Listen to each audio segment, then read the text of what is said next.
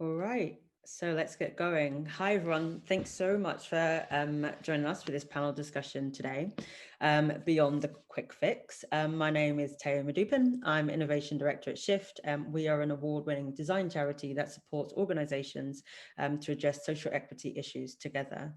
With funding from National Lottery Community Fund and in partnership with Catalyst, we have launched Beyond. It's a 6-month program of digital design and design support for organizations who are working with families in the early years and organizations supporting financial well-being. The aim here is to really help you power through the crisis by using digital and design to adapt and evolve. I mean, we all know that 2020 has been a pretty immense year. It has been shaped by the pandemic. It's been shaped by the disproportionate impact on communities of color. It's been shaped by the race equity movement that has been spearheaded by Black Lives Matter.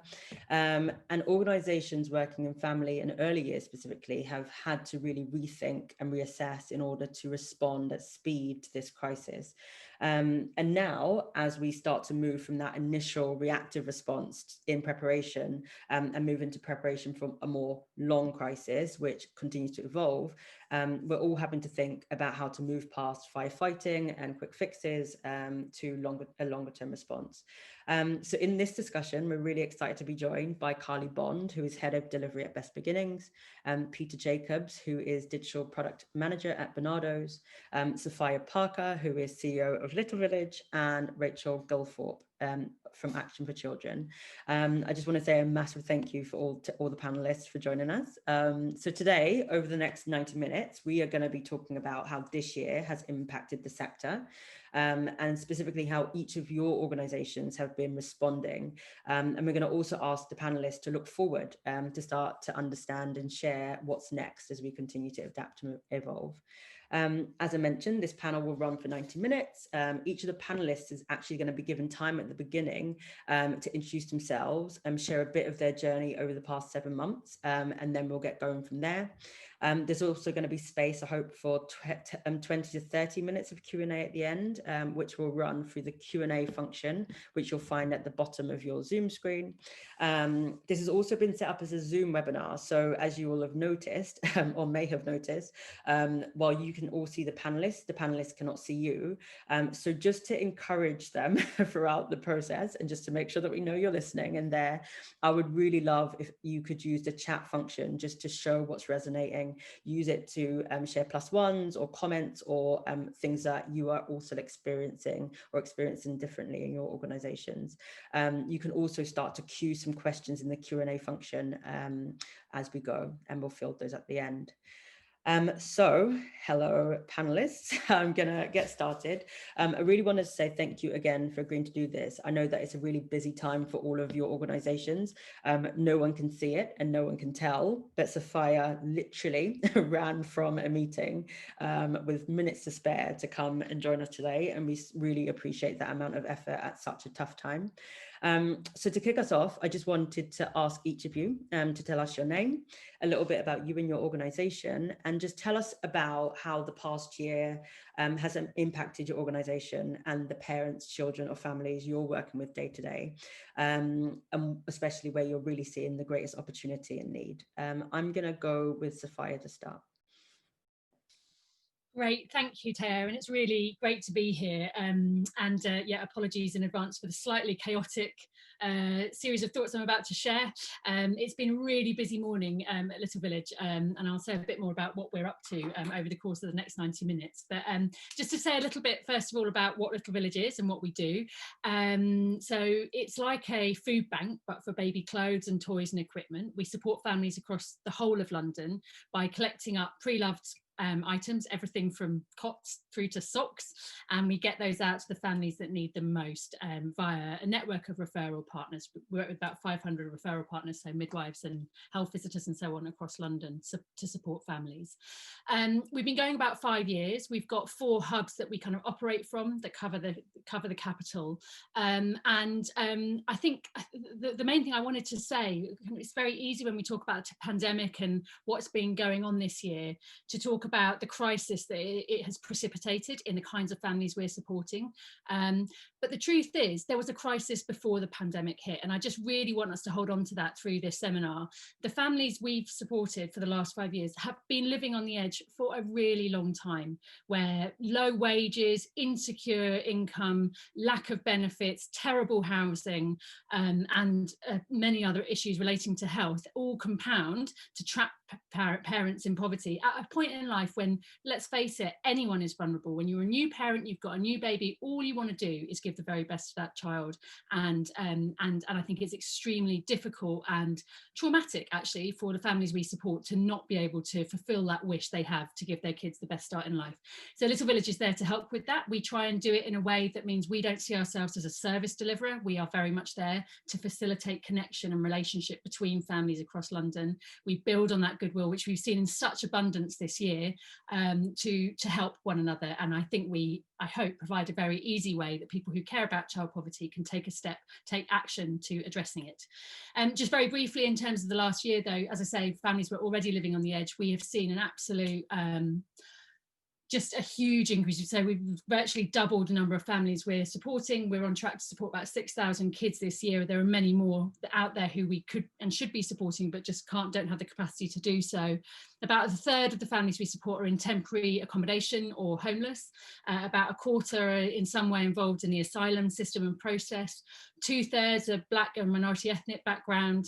And I think the other thing importantly to note is that 38% of the families coming to us now are experiencing hardship or unemployment as a result of COVID. So there's a whole host of factors that lead to families coming to us, and I hope we do the best we can to continue to support them, despite having to turn our community-based operations upside down this year as a result of the kind of all the guidelines around social distancing.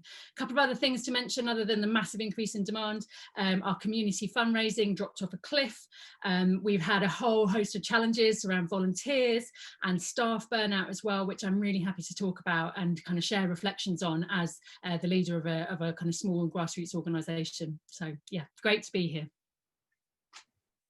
Thank you so much, Sophia. I saw a lot of people resonating with that. It sounds like at a time when you're seeing more demand than ever, it's also really hard to do the job that we're doing. So I'm looking forward to digging into that more later. I'd love to turn over to Peter and ask him to introduce himself. Hi, thanks, Tayo. Yes, so I'm Peter Jacobs, Digital Product Manager in the Innovation Lab at Barnardos. Prior to that, I was at the Royal Foundation and worked on there was an early years task force that they did. And I think it's interesting because the Royal Foundation, although very well resourced, obviously was small and agile, with Barnardos is almost the exact opposite. It's massive, it's got huge history, massive income, large numbers of employees and services around the country.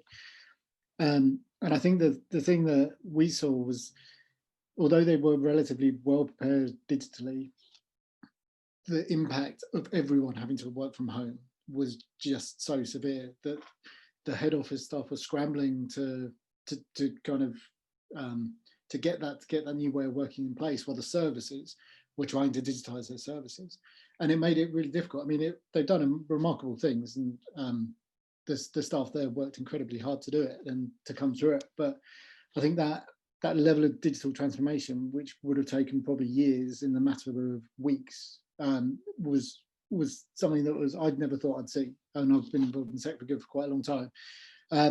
But what the thing, I mean, personally, what it's really shown is and it's kind of echoing Sophia's point, there's the complexity of the social issues that are impacting on the young people that are served by Barnardos, from housing to mental health to substance abuse to all of those things. They're all exacerbated. It's like they're put in a pressure cooker when it comes to lockdown. So a young person who likes going to school because it's a safe place compared to home, they're now caught in their home for 6 months. And how do you reach those people, and how do you engage with them? And how do you can't replicate a physical service using digital tools, because digital, I think it's in the Catalyst blog, but digital is not a hug. Like, you can't deliver a hug digitally. But what you can do is kind of give people engagement and empowerment and try and make them feel like they still got a voice and they've still got that support and those kind of things. And platforms are one thing, but content and delivery are very different. And to try and have those kind of skill sets has been a massive challenge. But I think Barnardos have done a really good job. Thanks so much, Peter. I think it's nice echoing what Sophia said. The human toll of this transformation, I think, is something that we are talking a bit about, but maybe we need to talk much more about and really recognize how, we need to really support the humans who are behind a lot of the organizations that we're talking about. I'm going to come to Carly next. Good afternoon, everybody. Really excited to be here today and be on a great panel with lovely counterparts here as well. My name is Carly Bond. I work as Head of Delivery for Best Beginnings. I've been at the organisation for 3 years, but my background is as a community development practitioner, focusing on seldom heard, the social determinants of health that we've already discussed, and looking at agency and empowerment for local people, with lots of my work focused in East London, where the majority of babies who are born come from seldom heard communities. I'm going to say again, because I have an opportunity to influence, the term BAME, Black, Asian, Minority, Ethnic, we're going to be moving away from it towards seldom heard. Why? Because as a term, it's homogenous. Black, Asian and minority ethnic groups are not homogenous. They have separate issues and separate needs and separate intersectionalities, which will influence their quality of life and the agency they have in the space. I just need to keep naming it. Wherever I get a chance, I'm going to name because we're moving away from BAME. So Best Beginnings, I've been going for over 10 years. We work to give every child in the best start in life. Our values are around innovation, evidence-based resources, and collaboration. And we exist because we want to improve outcomes for mums and families and reduce inequalities for seldom heard communities and those at risk of poor outcomes. We are best known for the Baby Buddy app. It's free, it's advert free. We will always keep it free because actually it's about empowering those who speak English as a second language, those not in education, employment or training, and other groups who are disadvantaged or marginalized in society. During this time, obviously, we've been on a journey. Remember, our bread and butter is digital technology. So in a way, it's kind of I'll talk about the impact on families because that's something completely different and quite horrific, if I'm honest. But if we think about Best Beginnings have been walking as a free app, which we created and launched in December 2014, co-created with healthcare professionals and with families. And if you haven't seen it or looked at the videos, I'll tell you the thing that's magic about it is it feels like just sitting there and having a cup of coffee with a mum who's probably not wearing any makeup and she's just a normal mum in a normal living room, just sitting there with a cup of coffee, talking about, you know, how she makes time for herself or how she overcame a particular issue that she had. And that is how we build in agency and confidence for parents to maximize their own and their children's health and well-being, and, you know, reach the development and the potential that they've got.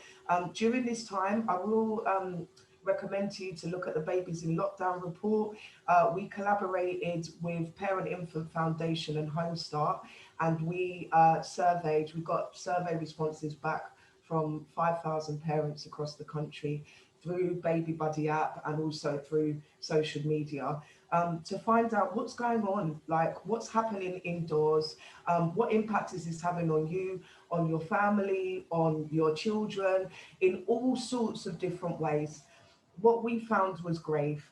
The you know, psychosocial impact, the clinginess of lots of babies as well, because they're not getting the social contact outside. Our beloved children's centres are not available as sources of support anymore.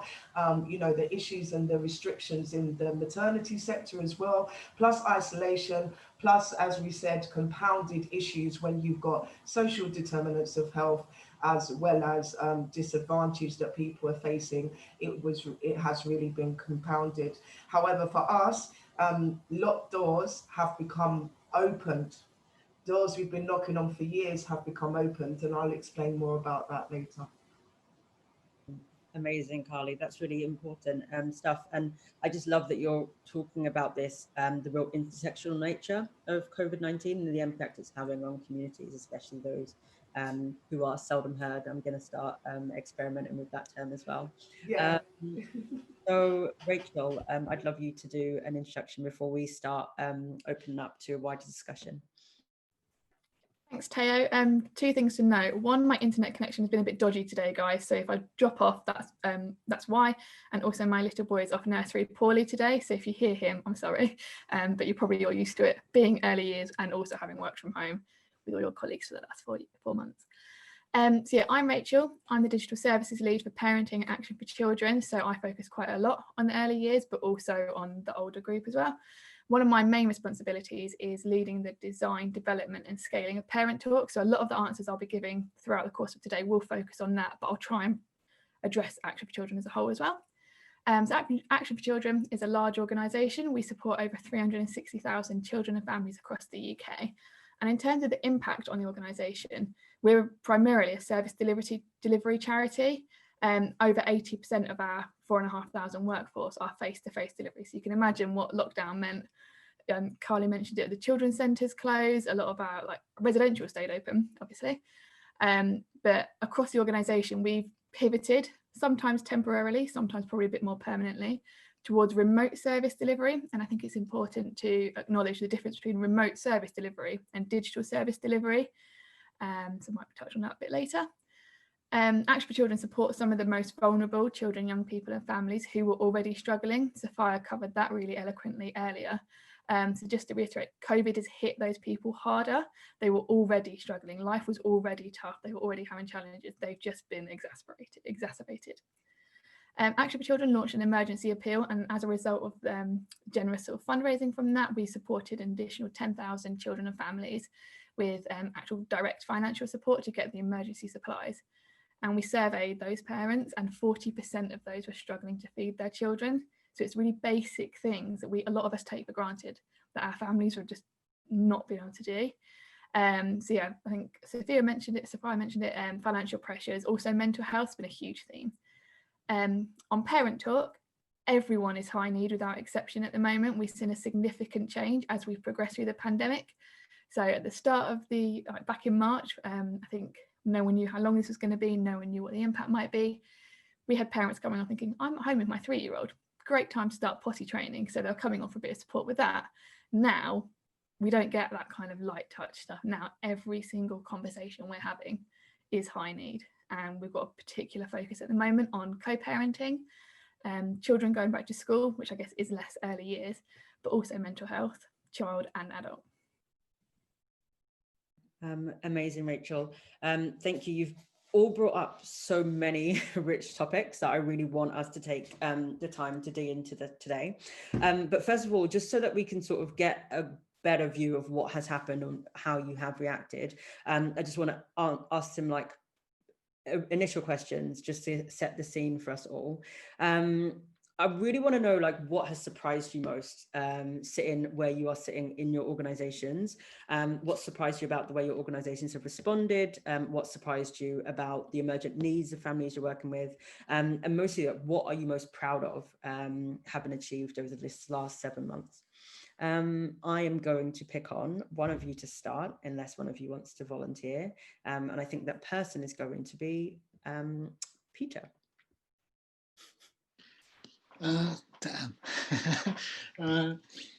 It's a good question. I mean, I think given my kind of role and focus, it's I'm not particularly close to the services. I'm not working day in, day out with them. We do work with them, but it's kind of on a project by project basis. So I think I think seeing what is historically a large organisation, like the oil tanker metaphor, turning the oil tanker, seeing the speed that Barnardos responded to having all of their staff working remotely, all of their services trying to shift online, bar some, but the vast majority, and the kind of passion for people to keep that support going, to keep people who are isolated and vulnerable, to keep them supported in any way they could, was fantastic. And I'm very proud to have played a small role in that. by helping them get things like WhatsApp out the door and get different platforms out. But it's very much a small part of the puzzle. The people on the ground are doing the really hard work. Amazing. And what about you, Sophia? What have you been seeing? What surprised you, and what's been making you proud? Well, I mean, a lot. So I was finding it quite difficult to kind of narrow down, but I wanted to share, there's I don't know if any of you have read any stuff written by Carol Dweck. She talks a lot about growth mindsets, and she does a lot of her work is focused on the individuals, but I actually think there's a lot to be said for organizations as well. And she's got this great quote, which is, why waste time proving over and over how great you are when you could be getting better? And I feel like we could put that over the door of Little Village from this year, like in terms of just how much we've had to turn upside down and on its head and redesign and kind of put back together in a different way in order to continue fulfilling our mission of making it as easy as possible for families to help each other. So like if you look at our operations, we moved from a very community-based setting where families could come in and choose the items they wanted and get additional support where they needed and make friends and all of that in a space. That wasn't possible anymore. So suddenly we were like, right, what does virtual village look like? And, you know, we sort of set up a phone banking system with our trained volunteers. We've set up Zoom calls to bring together families who want to work with us on raising a profile of child poverty. They're an ambassador group now, really amazing, really owning that work with us. Thinking about the phone support and how we as an organisation reach out to the families we're supporting to understand how we make those onward referrals. That was always an important part of the visits when families came, and also having a discussion with them about the particular things that they'd like. Choice is such an important part for us of giving families back that power to choose the things that they want for their kids, and it feels really hard not to be able to do that. So giving them some power over that. I think also, you know, similarly in terms of like before people would come to us and take the items away, we had to redesign an entire transport and logistics system. Yay, we're no Amazon. Learning a lot about the kind of platforms that would help, but actually also just harnessing goodwill everywhere we saw it. We had dog walking companies working with us, we had Pedal Me working with us to get stuff out to families. It was just quite amazing to see the resourcefulness of the community that wanted to get behind and help us. And then similarly in fundraising as well, really understanding what tools might be there rather than our usual come in and see us and then you want to fund us, which was our kind of like, I'm caricaturing, but that was roughly what we did to raise money before, and actually really having to go digital on that as well and think about that. So I feel like we've thrown a lot of stuff at the walls, but what I'm really proud of as a team is that it would be very easy to do that in a crisis mindset where you do it and like, then you just sort of move on to the next thing. But I feel like we're doing it and learning and doing it and learning. And actually, as a result of that, I really feel like going into the next year, there's so much stuff. If, please God, one day we emerge from this situation and we can return to some semblance of community-based work, place-based work, there's a lot of stuff we will keep from our current model. And it's really about having that confidence that there are loads of ways to connect quite deeply with families. It's not just about physically being in the same place. And I think that's a really massive takeaway for us and for any other organisation that does this kind of grassroots work. Amazing. And I really want us to go back to that iterative growth mindset and how you've managed to cultivate that in your organisation over the little while. But first, I saw looks of awe and wonder on Carly's face and lots of appreciation for what you were sharing. So I'd love you also, Carly, to share what's been surprising and what you've been really proud of. Yeah, I just wanted to respond that that's really innovative, dog walking and then also passing resources on. I think that's really great, like good for mental health, good for exercise as well as that. But much like yourselves, we've had the whole context of anxiety in all different groups. So we've had to kind of manage that and look after each other and make sure that we were checking in. As a staff team, we were doing a daily Zoom at the beginning to be able to look after each other. And then, you know, we do meditations and, you know, we have check-ins at the beginning of meetings so that we're having that holistic human approach, because we are all humans in the midst of a pandemic that's affecting humans, you know, as Taylor has spoken about before. So that holistic approach is helpful. I mentioned before the locked doors that have opened during the pandemic. We have tried for a number of years sometimes to share the value of digital technology and a tool like Baby Buddy, which is NHS accredited, and that took us 9 months to get that onto the NHS App Store. So that was really important, that we wanted to emphasise that it's supported by that. However, we often found that some didn't get it, if I'm honest. They didn't really get it. And we don't charge for the Baby Buddy app because we don't want it to be a barrier, because seldom heard face hidden and practical barriers that others of us in more privileged positions may not have ever been aware of before. You know, we haven't got that lived experience necessarily. So what we found is that people were more willing to give us a chance because digital is the new normal, and they're like, you know what, we don't have any digital confidence in this. Our face-to-faces have dropped. What do we do now? So there's been more of a willingness to come and engage. However, the issues of digital confidence still stand out there in terms of face-to-face service delivery often. We've had, for what we would say is that community relationships and amplifying the voice of the seldom heard have been kind of a key thing that we're proud of. We can say as well that our SMT has become half of the people in the SMT are now people of colour, and that the demographic makeup in this country is about 15% seldom heard, so ethnic minority people, although people of colour I prefer, and they make up 5% of SMTs in the charity sector. If you want to have a look at some of the structural issues here, have a look at Charity So White. So that is very unusual. Why am I sharing that? We're proud of it because if you want to promote diversity and represent diversity, look at who's in your camp, because you've got to bring the voice of the people we're serving closer. So I need to do some shout outs here in terms of carrying on with the proudness. So we're proud to be able to support these community-led organisations, work in partnership with them to be able to deepen the work that we're doing, share resources, and, you know, further support parents. They are Bethel Network in Birmingham, they are Prosperities in London, the Fatherhood Institute are a partner on a Barnardos project we're working on, which is free group support for women, as well as digital interventions like Baby Buddy. Please check out our website, because this is free support. What I can tell you is that often there's pregnant women and new mums who are coming on the call, they just get on the call and cry, because that is the first time they've had a safe space to be able to say, it's too much. It's all just too much. It's just too much.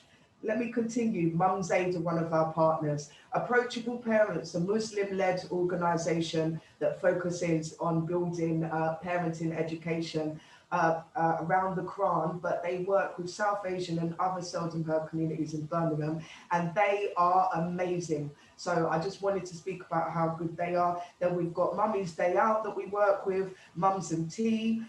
We work with Tanuke on the 5 times more campaign. If you haven't heard about that, Black women are 5 times more likely to die in childbirth. We work with Home Start, and we work with Maternity Engagement Action in Birmingham. There are others that we've worked with, but those are the ones to shout out to. We've been becoming more successful in our fundraising because there's been all of these emergency pots of money coming out. But what we've said is we have a role to play in sharing and being an ally in action. And what that actually means is we start to give opportunities and partnership working with communities who have traditionally been excluded or ignored or overlooked or not funded adequately, but they are the experts of doing some of this work, right? So hence why I needed to raise their names. But yeah, those are the things that we're proud of.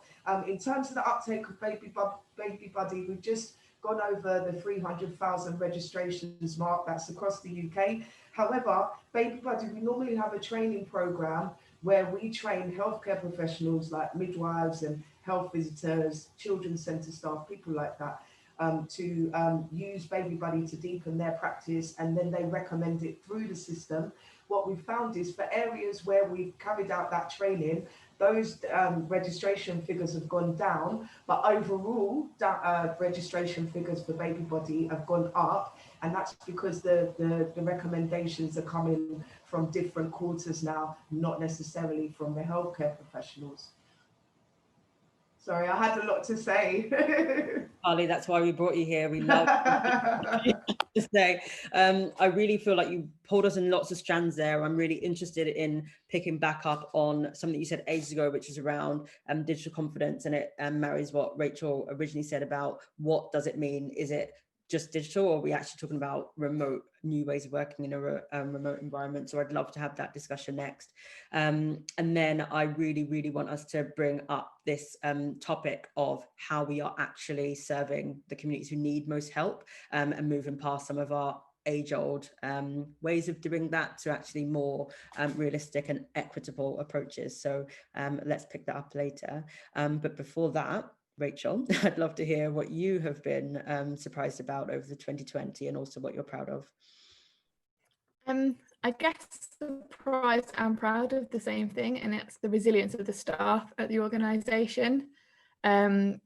We are quite a traditional organisation, and we have, I guess, quite a lot of digiphobes, if that's the phrase that I can use. And actually, they all put the needs of the children, young people, and family first, and they're just like, right, this is the only option. This is what I'm going to do. I'm going to do it, and they've done it well.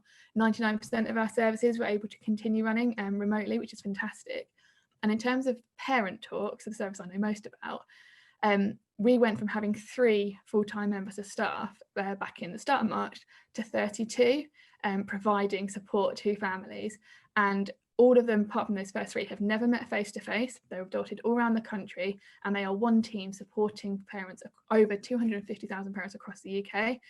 And they had all like the sort of the usual, like the well-being classes and the things like that the organisation were running, and they had like team meetings, but it's the day-to-day in between support that they give each other. They're collaborative, they're supportive, they've created a really, really healthy environment for each other to work in when they're seeing some of the hardest, like, sort of the needs that families are presenting with, and they're also following like the safeguarding process. We were worried when we scaled, if like we'd always been sort of quite proud of our safeguarding process when needs are identified, but we'd always worried what would happen if we scaled. We then scaled that quickly, so we were even more worried about what might happen, but actually it stood up. And I think a large part of that is because of that collaboration, the fact that they are so open, they're so supportive of each other, that it's enabled them to follow the safeguarding, it's enabled them to escalate anything that they're concerned about. And because we're now spread out across the whole UK, we didn't just have 3 people, one in Sandwell, Norfolk and Hampshire, we're actually got across the whole of the UK, that actually we are better placed to be able to refer into face-to-face services. We've got a bigger knowledge base. We're not just going off what those 3 staff members knew from their local authority. We've got like a much bigger picture of how we can refer in. So yeah, just really, really proud of the resilience and how the team is supporting each other, which I guess a lot of organisations are doing, but I just wanted to flag that. I think it's such an important point, and I'm gonna while you've all been talking, I've been formulating some questions that I think we need to just dig into in depth. They're different from the questions I thought I'd ask, but I think this is a much more interesting conversation, right? So I'm going to bring that one up next. But the first one is something that I think we should just get to the bottom of. How have you been thinking about the transition online, so to speak, or away from face-to-face delivery models? Rachael, you said something really provocative that I'm like intrigued to hear more about, which is this is not about digital, this is about remote. And I just really want to know like how each of your organizations have been thinking about the challenges or the constraints that COVID has presented, and are using that to rethink your service delivery models. I will pick on one of you if none of you want to offer some thoughts. I don't mind sort of starting off, but I haven't got anything prepared, so this is a bit ad lib, so apologies. Yeah, I think for me, the difference between remote and digital is where we've done remote, it's been pivoted so quickly. So we've basically moved from delivering services face to face to now having to do them primarily via Teams. Some of our workers, or quite a lot of our key workers, are considered key workers. So in sort of the really high need cases, we were able to continue providing face to face with all the appropriate PPE. But a lot of our services managed to be delivered via Teams. And I think, I can't remember who said it, but someone said it's not the same. You don't get the hug but actually in the situation where there's nothing else, it's the next best thing, and we're very aware of that. That's why we're not saying that all of our services are going to continue on Teams, because they need to work offline and online. In terms of digital service delivery, I think that's a bigger project, and that always needs to be a bit more thought out, and it needs to be based on user research. Our remote delivery we've done has basically been a very quick fix. And if services are going to move towards doing more digital, then they need to take a step back from what they've been doing, speak to the service user, understand what it is what they're missing by not getting it face to face, what the benefits are of doing it digital, and marry those two up and make sure that the service you're doing isn't just going to be Teams forever. It might need to be more than that, or it might need to be, I can't remember who said it, but like WhatsApp. If that's what the platform is that those people are using, that's a platform the service needs to be delivered on. When we're supporting young people, we do a lot of work with children in care. They're probably not going to want to download Teams or Zoom. Like the WhatsApp is what they're using, so that's what we should be using. And as an organisation, we're massive, so you can imagine trying to get decisions through an IT governance board have been challenging. But I think now they're starting to see that actually these things can be safe if they're set up properly. So rather than trying to squash them, by getting them done properly, we can say, this is how you can use it, and these are the things you need to do to make sure that we can safeguard the young people if you're using those platforms. So yeah, I think it's the user research for me is key to the difference between remote and digital. And I think that's such an interesting point, because when, for those of you who work in digital, obviously user research is such an important thing. And obviously the pandemic hit fast and our change to life was quite rapid. And we've heard and seen quite a lot of those quick fixes. So running to Zoom, turning to Teams, and almost trying to flip delivery to remote instantly. And the question I have is, one, is that just a band-aid? And what do we do next? Like, how do we move from our current response to something that we feel is more robust? And Peter's hand has shot up, so it's a good question to have asked. Peter, I'll hand it over to you. Thank you. I think, there is the risk of, because it was, okay, let's take the service and make it online. And it was Zoom or Teams or whatever was to hand, whatever you could get was what you used to a certain extent. But there is a risk where you're working with vulnerable people. You need to make sure that consent and confidentiality and data and all these things are considered up front. And I think that's where we've kind of had the most impact, I think, because things that we were doing, which were kind of viewed as a bit out there, like reworking the service agreement into plain English and putting it into a format that could be used on a mobile phone, for example. That's much more, people are much more receptive to that now. And because we have it, it's something that we can say, right, you need to do that. You can just take this and put it over there. And you've got your consent form, and you know all the data stuff's covered, all of the data secure. Like, I think it's that you want to avoid ending up with like a patchwork of lots of different platforms, which is overly complex and is a pain to manage, and you have to train people in 20 different platforms. But there are ways of kind of identifying the key points that are common across services and building things that can help that and making that as simple as possible. And I think that's the next step. I do worry that some of the decisions made in haste, for good reasons, will cost charities a lot of money over the next 2 years, because they'll be in contracts they don't really need to be in, or it's not the right system, or you know what I mean, those kind of issues. I'm seeing a few nods from Sophia. I'd love to hear your experience at Little Village on patching things up and then trying to maybe move beyond the quick fix.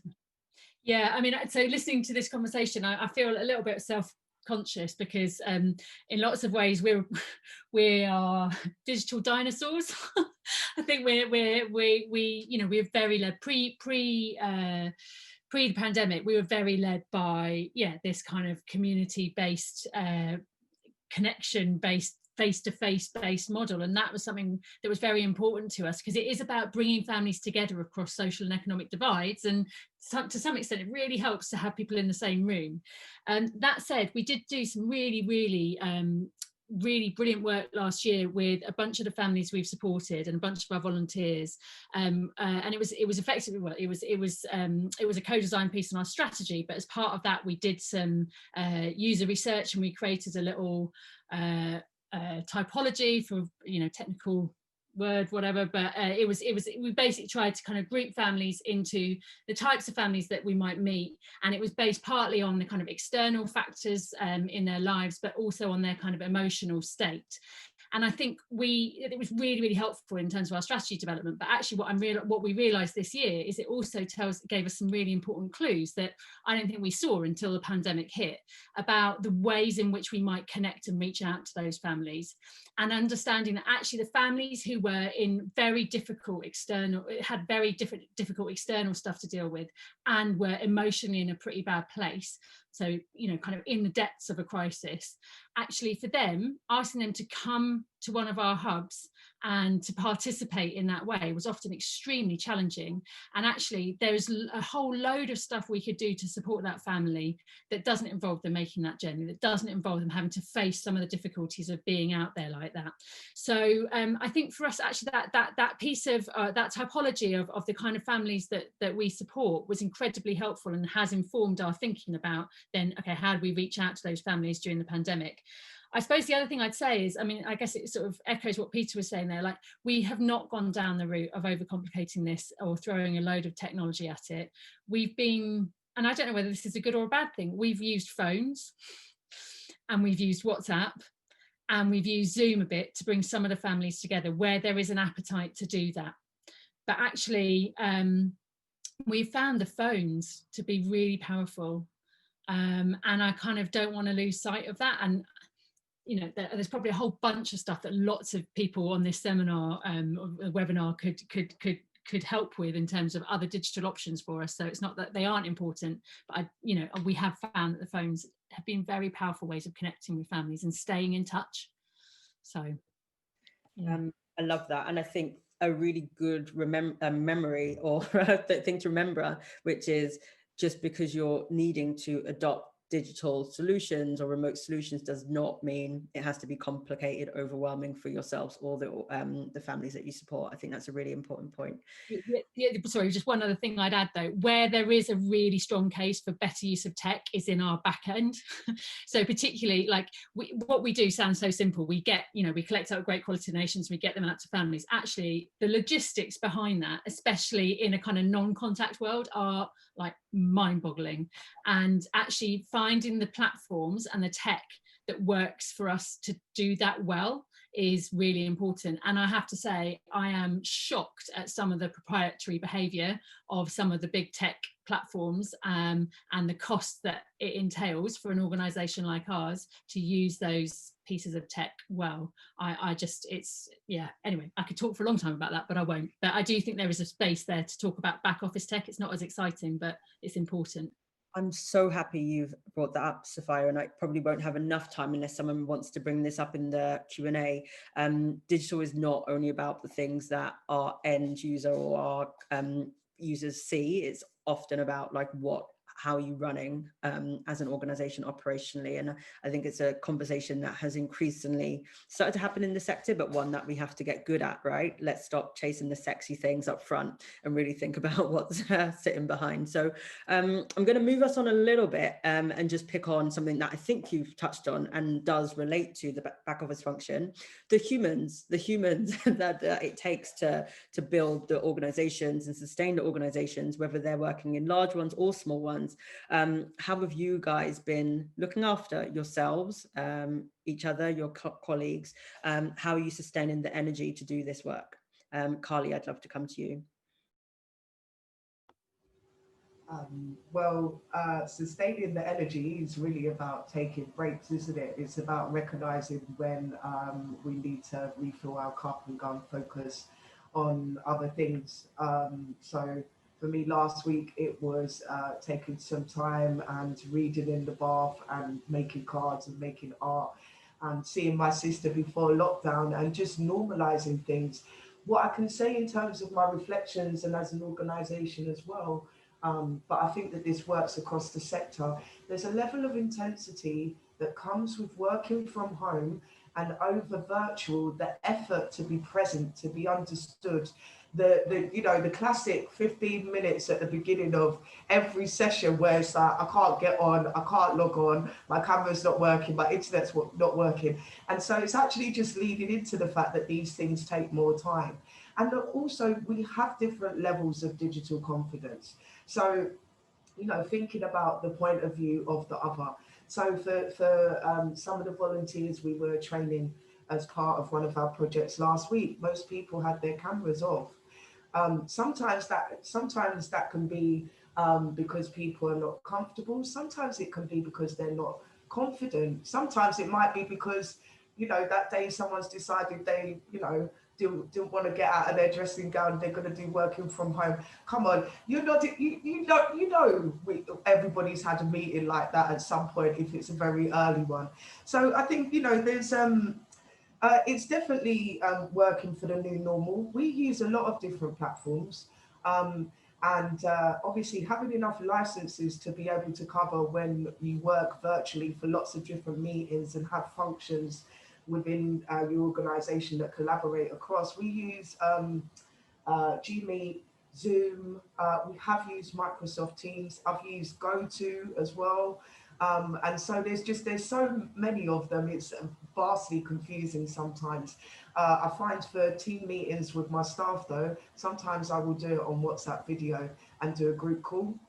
And then they can just have it on their phone, and it gives people some freedom that they can mute it and go and get a cup of tea, because it is about understanding that feeling of overwhelm and then leaning into it to say, okay, how can we make things a bit easier? How can we make it a bit simpler? Let's work with where people are at. Love that, thank you. And I think it's so important to highlight that work we do has become more emotionally and like monetarily expensive just by the nature of us having to learn on the job and design new things. So business models that might have actually been quite smooth and now have come into a moment of disruption, and I think acknowledging that cost is really important in the sector. I would love to talk about collaboration if everyone's up for it. We've been hearing a lot this year, and at the heart of Beyond, I think, is the idea that we probably need to do some of this together. We're probably able to do some of it alone, but in a sector with relatively or comparatively scarce resources, it's probably wasteful for us each to solve these problems individually and separately, and each to build amazing, robust back office functions, which don't benefit the sector as a whole. So I mean, I want to just talk about your perception in your role and your organization of where you have and haven't seen this type of collective working or these conversations about collective working happening. And I'd love to hear like what you want to see more of from the sector in this space. So perhaps Rachel, you can kick us off. Yeah, I'll try with camera on, but wave your hands if I'm breaking up. I think the collaboration is non-negotiable now. I think it's always should have been the case, but the sector has always had an uphill battle to get funding, and I think this is only going to get worse. We keep seeing every day other charities having to make redundancy, about how much income, like fundraising income, the sector are losing this year. So I think it's even more important now. Personally, I've always believed that we shouldn't compete. Like when people talk, who are your competitors? I don't think that's a healthy question to ask. I think who are the organisations who are working to solve the same problems as you? You should either be, and then work together to either say, like, we're going to focus on this one, you focus on that. The two are going to link in together.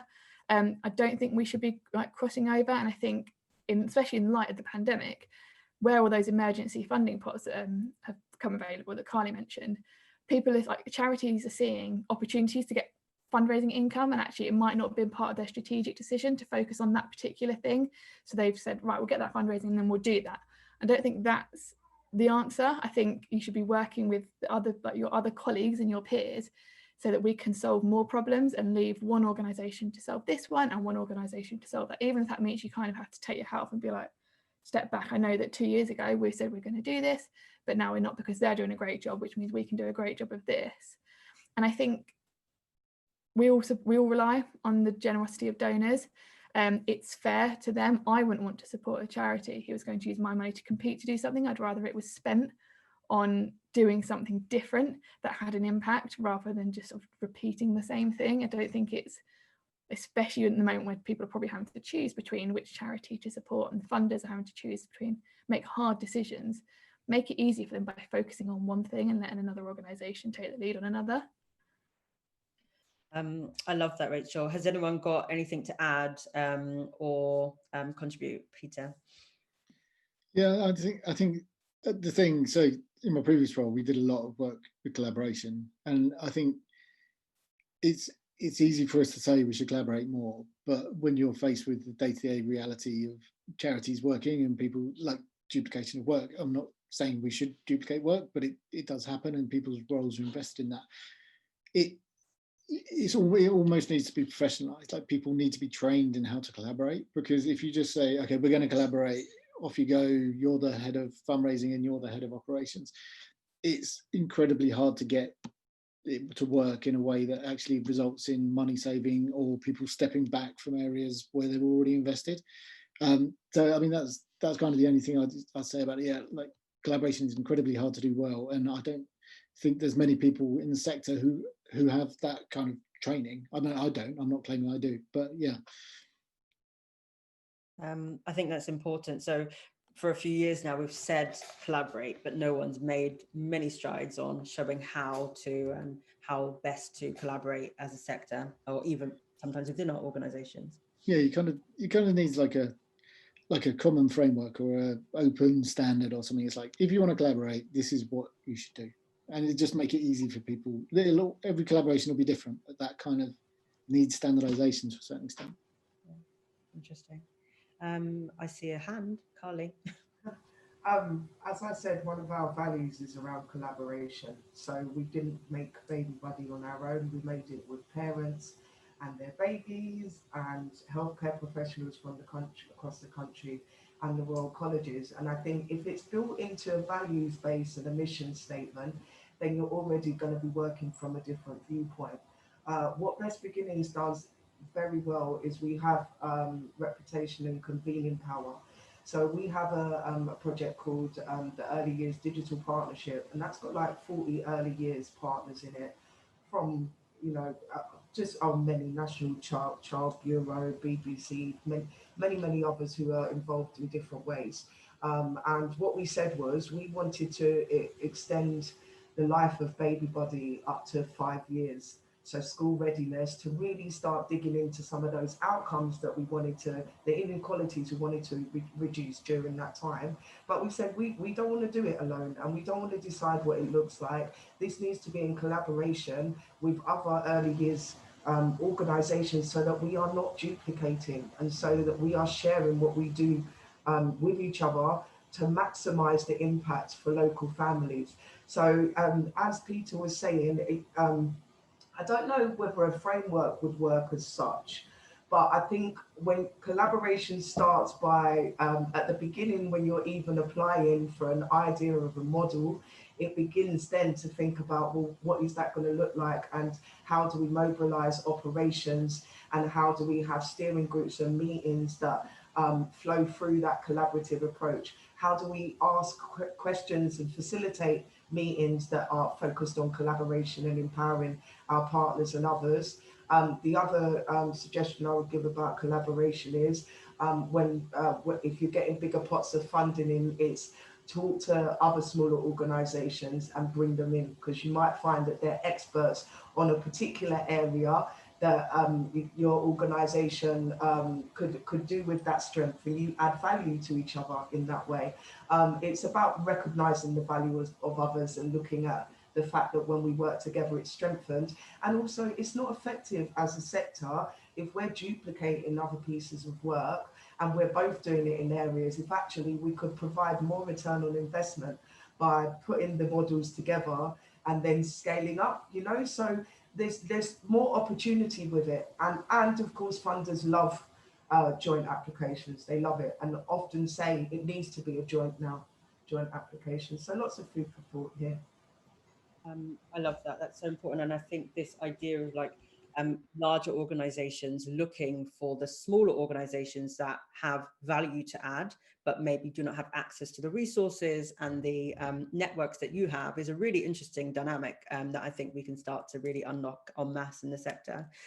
Sophia, I'm going to do you a hard job because I also want you to talk about collaboration and how you're doing that at Little Village, but I really want you to tell us about how you are fostering an open, iterative growth mindset amongst your staff and organization, because I think sometimes collaboration falls short because we actually aren't open to growth and change, and that is part and parcel of what is going to manifest in a collaborative relationship. So I'd love you to share some thoughts with us.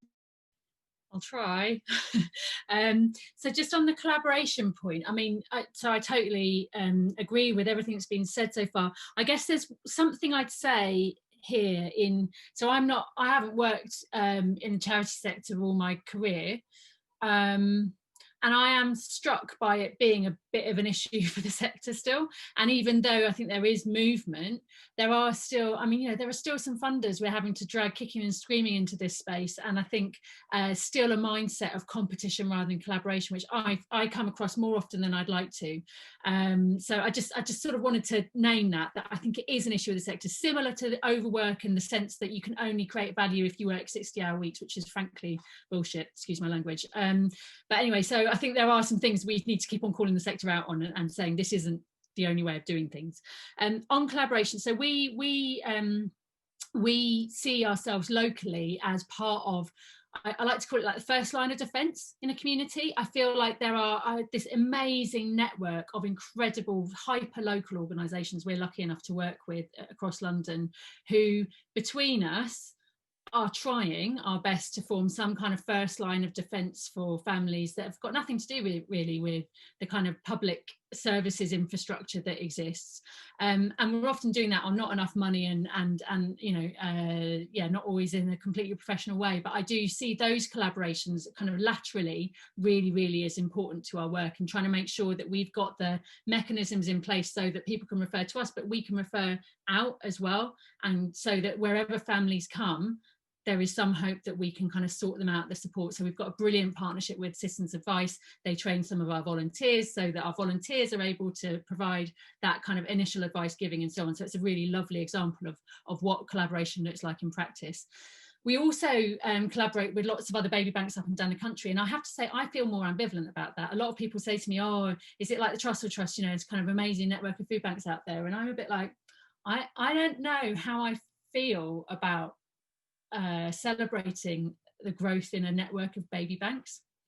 So yes, I want us to collaborate, but really I want us to collaborate around voice, right?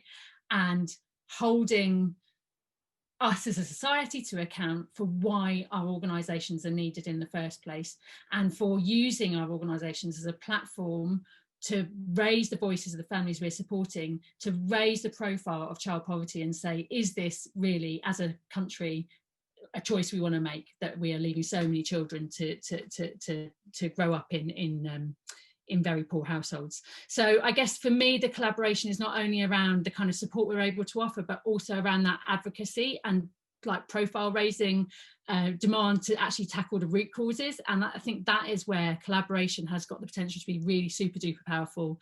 We're part of various collaborations to try and tackle the causes of child poverty as well as the consequences, and to use our work as a force for change in that kind of very collaborative space. So yeah, that's what I've got to say about that. Learning, I don't know. So I think it has to start in your values.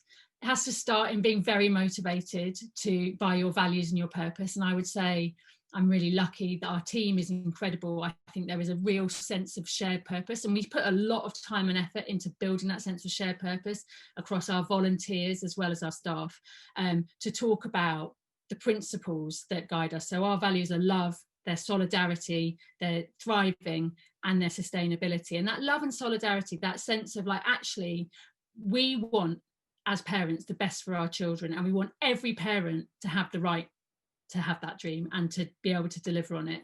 And actually, if you start there, like, you set your standard quite high for what you're going to do. And so I feel like it's really important to emphasize that kind of constant banging of the drum around our values and what we're here to do. We're not just getting baby clothes out to people, we're giving families the chance to give their kids the best start in life, and that actually, like, that is a good place to start learning from. I would say the other stuff that we do take time out to reflect. So we have a termly reflection session where we bring together staff and volunteers with a therapist to process some of the work that we've been doing, to think about the impact of it, to call out subconscious bias and all of those things that we know can get in the way in an organisation where some people are helping other people. There's power in that, so just trying to kind of stay mindful of that. But creating other spaces for reflection as well. So we have the team comes together twice a term. We kind of operate on a term time structure, so they come together twice a term to reflect, to learn. We put a lot of time and effort into planning and designing those sessions, into making sure that the families are at the centre of them, sometimes with us, sometimes not with us, but kind of reflected in the materials we create. So I suppose it's that even in a very action-oriented setting, it's making those moments and making those moments count, where you step back and say, how are we doing? What is going on here? What can we do better? And I guess it's going back to that Carol Dweck quote, let's stop like wondering about how great we are, and let's say what else is there we can do. Amazing. I've picked up a few tips there for reflection and growth at Shift, so I appreciate you sharing it. I want to tell everyone who's watching that now is your open hour for any questions to the panelists. So please do share any questions in the Q&A function. We've got some more questions that we personally want to dig into, but we also want to just make sure that we're hearing from everyone and focusing on things that are important to you. So I'll give you some moments to just type some questions into the Q&A function, as you will have seen and mentioned in the chat. And as you're doing that, I'll just field to you all the first question we've got, which is from Charlotte Peck. And she's asking, what do you see as the biggest challenges for your organizations in the next year, but also the opportunities too? Carly, do you want to kick us off? So I think the challenges in the next year are just around making sure we're supporting the needs of parents that we're working with. And as I said, we're going to be launching a new version of Baby Buddy soon, and we're deep in co-creation for that. So we'll have a dad's pathway, a same-sex couples pathway, a co-parenting pathway.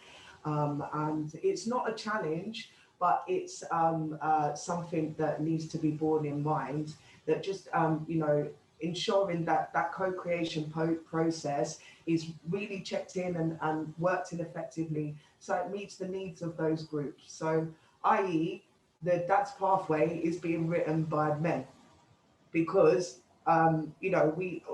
Baby Buddy is a wonderful app, but it wasn't written for dads. So that viewpoint and the particular issues and the way the information is presented, etc., it needs to be translated so that it's going to work for that audience and meet needs. So that's kind of our focus. We have got international projects that we're going to be looking at. Baby Buddy Australia, we've just launched, in a particular area in Australia, working with the Indigenous people there. And, we've just got a lot of opportunities really to scale up and just keep thinking about how we pivot what we do to meet the needs of that particular system there and the people who sit within it. The other thing is we're likely to end up scaling up with our fundraising being successful. So it's just making sure that we're working on that so that we can scale up smoothly. In terms of the opportunities, we need to be shouting and amplifying the voice of the seldom heard organisations that I've mentioned. The term seldom heard is directly in response to hard to reach. It's not necessarily a thing that's about ethnicity, it's about power and privilege. That's why we move over to that term rather than others, and it kind of can be inclusive of poverty and the other intersections that come up with others. But we have social media channels, but now it's about using our voice to amplify the voice and using social media to try and build in more awareness of Baby Buddy. We've continued with hardly any marketing budget, and you know, like a comms officer and a head of comms stroke marketing. We survived on reputation and our connections, yeah, our relationships with others within the sector.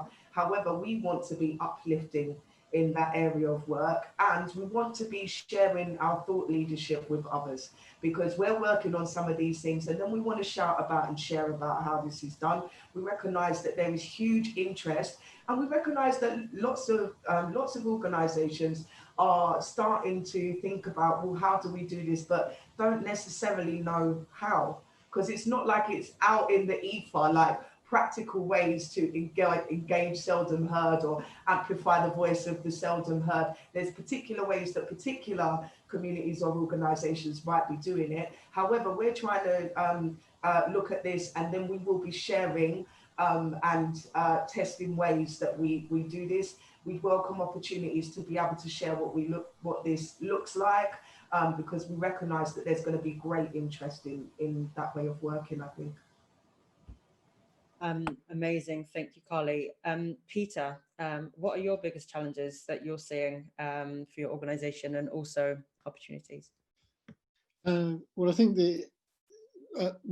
so an example I should have given earlier, but when we were talking about how we're reaching people and those kind of things. So the Barnardos are doing a project called See Here Respond, which is working with lots of different organisations, but that is a bit of a departure in that it's universal, and teachers or people who look after children can refer young people to Barnardos and they know that they'll be picked up.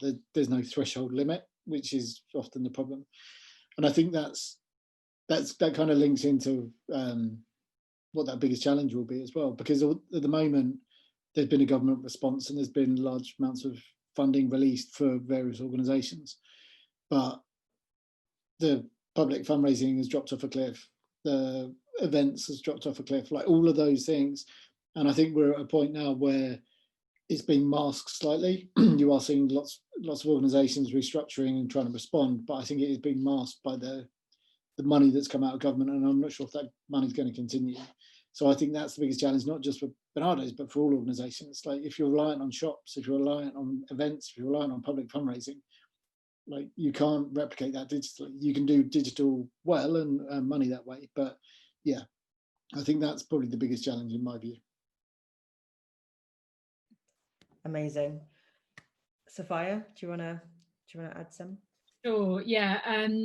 So I was just, as I was talking, I was like, oh my God, I've just managed to write a page of challenges for the next year.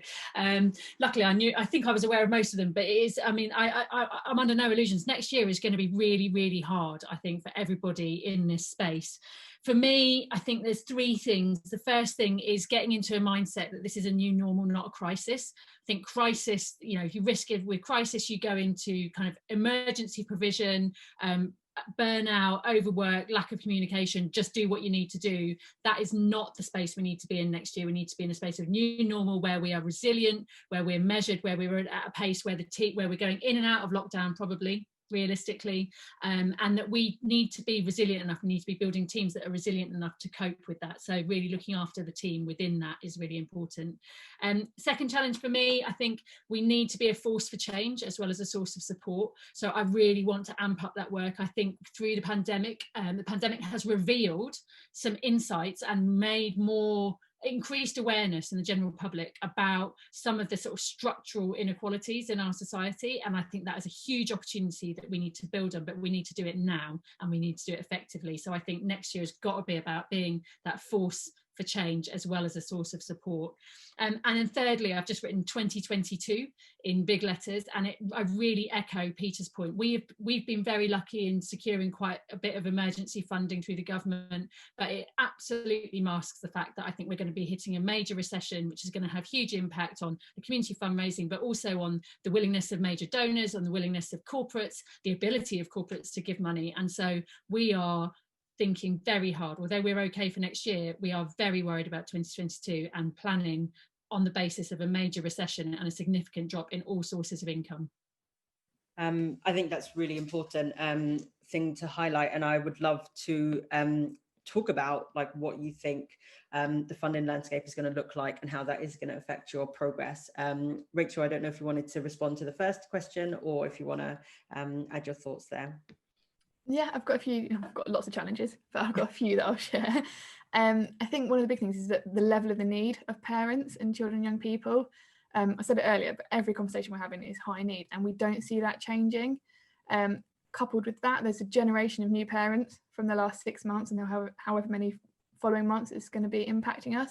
And the long-term impact on that is unknown at the moment. We know they're struggling, but we don't know what that will mean in 6 months' time, in 12 months' time, what that means for that child, what socialisation they've missed out on. We've done a lot of research with parents over the last 6-7 months, and to ask about what their concerns are, both short-term and long-term. And one of the biggest concerns is the impact of this lockdown and this new normal on their children long-term. What have those missed months at school meant? What will future missed months at school meant, like in terms of the older group? Like we have parents whose children sort of doing A-levels, and they're talking about what does that mean for their future career prospects, and safeguarding. So going back to sort of the high need stuff, we're having 18% of conversations are safeguarding or have safeguarding concerns, and Parent Talk as a service seems to be tipping towards a high need service, whereas it was designed originally to be an early intervention universal services, because those were the ones that were being cut, those were the ones that parents were losing out on, but actually they're losing everything. So that's a huge challenge for us. And then another challenge is funding. We've all talked about it, but we're a newer service. We've got quite impressive impact stats, but if an external funder wants to give some money to Action for Children, will they want to fund something that's been around for 2 years or something that's been around for longer? So it has more, they have to make sensible decisions. Do they want to take the risk, or do they want to have a safe funding? In terms of opportunities, I think being reactive is one of the biggest things. Like I mentioned it, we might be going in and out of lockdown. So the impact of that on our families that we're all supporting is huge. So that's what we're doing on Parent Talk, is we're regularly reviewing. We do monthly reviews on the needs that are coming through, and we do daily social listening, and we speak to parents, not just the ones who are using the service, but parents who aren't using the service. So we can identify what needs we aren't meeting, so we can factor that in. And off the back of that, it's about diversifying who we're doing our user research with. The reach of the service is quite diverse at the moment, but the research we've done and the way the service has been designed has been with who we can get access to, which means that the service is designed around a certain set of needs, a certain set of behaviours. And we need to ensure that if this is going to be a service that lots and lots of parents are turning to, that it's fit for everyone, and it's not just people trying to sort of get the best they can out of something that doesn't really meet their needs, but it's the only thing they've got. So yeah, trying to be more inclusive of the service, I guess. That's amazing. So it sounds like lots of needs, lots of challenges. I cannot summarize all of them because you did throw a lot at me. However, to round us out with this conversation in a hopeful and I think progressive way, I'd love you all to reflect for a little while on what you think we should, as a sector, all work on together or work towards together in order to lay out some better, stronger foundations for the next 2, 3, 5 years, as what it has been described and we know is probably going to be a long crisis, continues to shake up. So I'm going to have a moment of pause and reflection for you all, because you've been talking non-stop for 75 minutes and I've appreciated it, just to gather some thoughts around that, and then I'll go one by one, and I'll probably come to you and Peter first.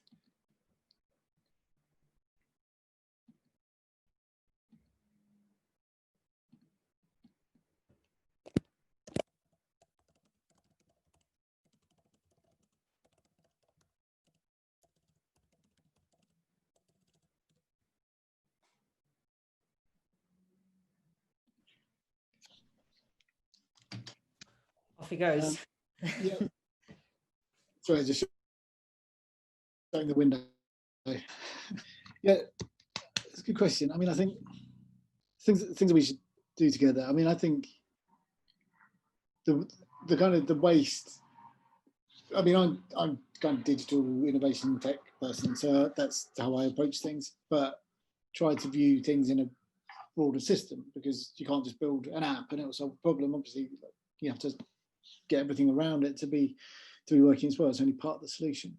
But I think that's something that is key, and it's something that there's been a few kind of, not full starts, but people who tried to make things happen and it hasn't quite worked. Things like the charity in a box that Snook did, which was fantastic. But if there was kind of that kind of digital infrastructure where charities could just say, okay, we'll pay this and it will give us volunteer management, it will give us donation portal, it will give us like the key things, it would just free up so much money and time to focus on other things. But in order to do that, then there needs to be investment. Somebody could do it from outside, like Just Giving. Like Just Giving saw the need for a donation portal and built it, and then all charities use it. But I mean, I'd like to see, or I'd like to think that people in the charity sector could pull that kind of thing together and those kind of standards and adopt that, which I appreciate is a bit niche, but I think given the amount of money that the average charity spends on a website or a CRM system, or like, you can see how it adds up. So if you could kind of get to a point where there's common use of tech there, then yeah, that would be a huge thing. I think niche, but important, as Sophia says. I mean, we've heard about the amount of admin burden and the amount of work that goes into making charities function day to day. And when they're not operational, they come out of our own personal energy and effort. So I think a really important point. Thank you, Peter. Rachel, I'd love to come to you next. Yeah, I'm probably going to cheat and come and bounce off something that Sophia said earlier about collective voice. All of us here today are kind of intervention organisations. We're supporting families after the fact, once they're kind of at that high level of need. So what can we do to prevent? Not saying we should all pivot our organisations to become prevention charities, but how can we, with our lived experience, we can represent our users, we can get our users involved, we can give them the platform to shout. How can we influence decision makers? Because if we all bang in the same drum, saying the same thing, then it's harder to ignore. And I realise that all sectors, so all the health charities, all the homeless charities, are also going to be banging their drums. So early years and family support services charities should probably be starting to try and do that more, and remove ego. So I think organisations of any size should be included on that platform, because we all represent different people, we all help different people, but we're all working towards the same thing. I really like that. Thank you, Rachel. So really, I know that we do a lot of campaigning individually and often in collectives, but really finding a unified voice for what we want to see for parents going forward over the next 5 years. I think that's quite a powerful approach and would be really interesting to see manifest. Carly, do you want to add some? I echo what my fellow panelists have said. I think it's about evidencing and continuing to influence policy in the early years. You know, we've got the Sustainable Development Goals, which are sort of globally recognised standard. We've got the 1001 Days reports. We've got Michael Marmot's work on reducing inequalities. However,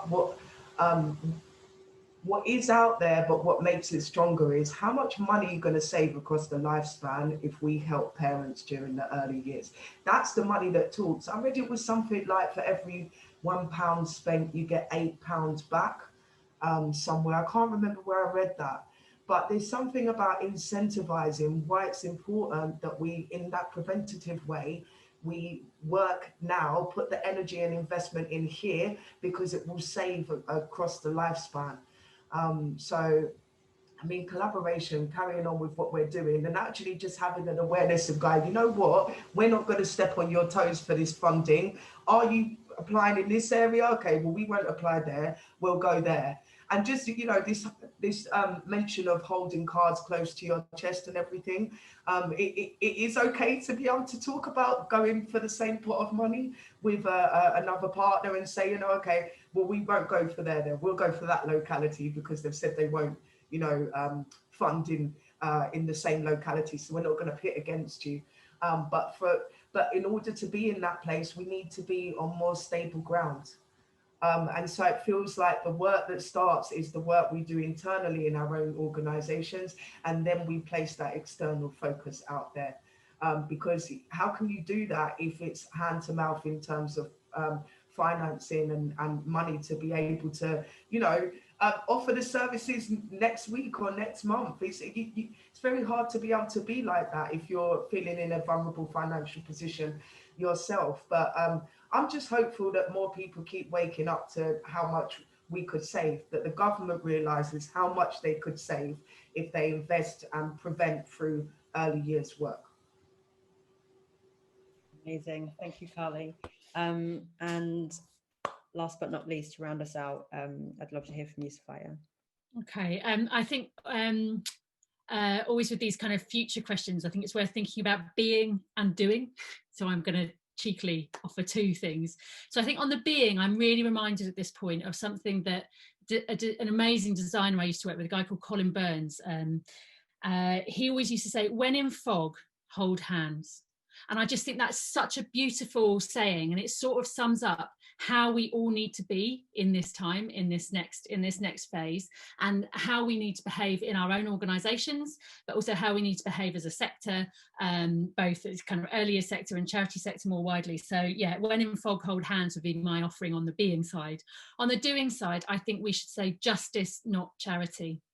And I think it's so easy when you're in crisis mode to think, how are we just going to sort out what's right in front of us? How are we going to just deliver this service right now to the family that is really struggling? And that is absolutely the right response. That is a human response to want to take someone out of difficulty. But unless we have that bigger focus on justice, we are at risk of putting a sticking plaster over a very broken system. And I totally agree with Carly's point about making the case and continuing to influence policy.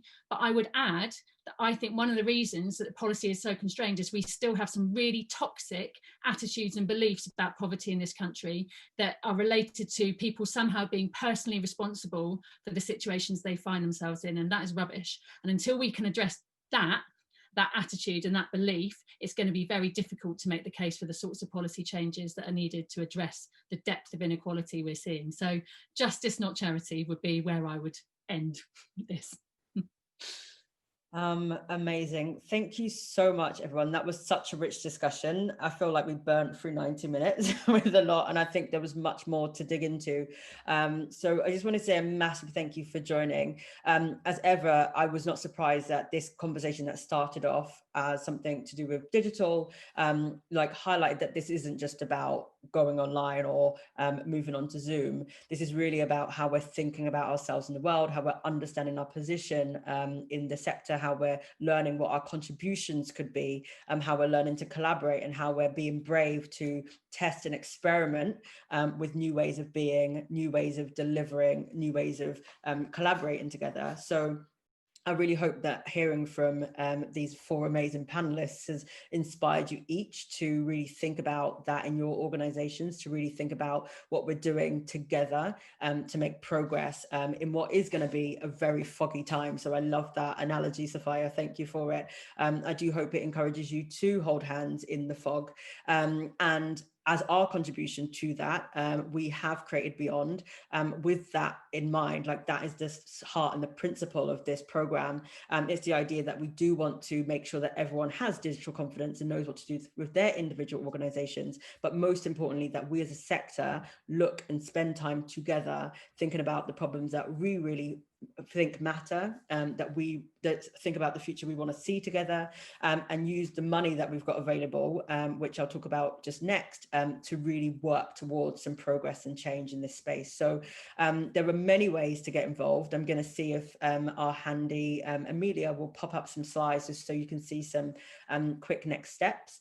The first way to get involved is we are starting a series of training programs in the next few weeks, where you can get some basics of digital and design.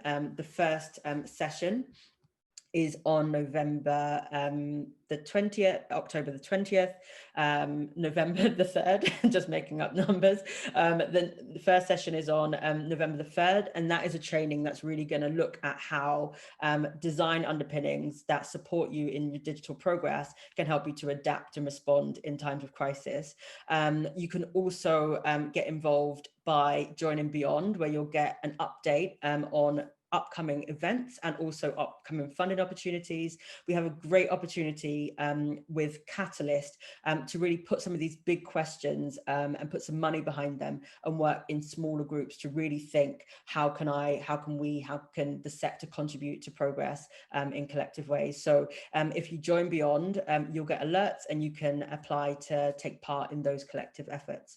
But again, I just wanted to say a massive thank you to all 4 panelists and all the people that have joined today. I know it was a long session. I found it really inspirational, and it was really good to hear the great work that you're doing, not only to make progress in tricky challenges, but to ask yourselves important questions and to start asking those questions of others. So a silent but resounding round of applause from me, and I hope that the people attending can show some love in the chat. That's all for now. Thank you everyone for joining. Thank you Carly, Peter, Sophia and Rachel. Really appreciate you being here. Bye everyone.